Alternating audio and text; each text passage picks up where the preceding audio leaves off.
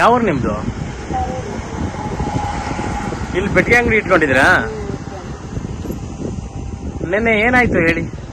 ಒಂದು ಇಬ್ರು ಬಂದಿದ್ರು, ಒಬ್ರು ಗಾಡಿ ಮೇಲೆ ಅಲ್ಲಿ ನಿಂತಿದ್ರು. ಹಾ ಅವನು ಸಿಗರೇಟ್ ತಂದ್ರೆ ಗಾಡಿ ಮೇಲೆ ನಿಂತಿದ್ದ. ಅವನು ಇನ್ನೊಬ್ಬ ಬಂದು ಇಲ್ಲಿ ಸೇದಿ ಕುಂತಿದ್ದ.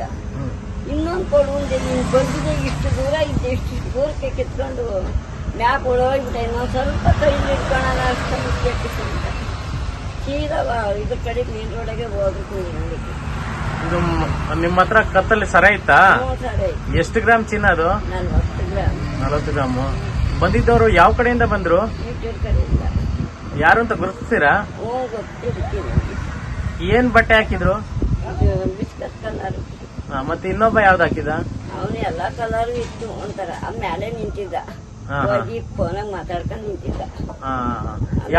ಏನ್ ಗಾಡಿಲಿ ಬಂದಿದ್ರ? ಏನ್ರದು? ಗಾಡಿಯಾಗ ಬಂದಿದ್ದು. ಬೈಕಾ? ಬೈಕ್. ಯಾವ್ದು ಬೈಕು? ಸಂಡಾ ಪ್ಲೇಸ್ ಅಂತಾರೆ.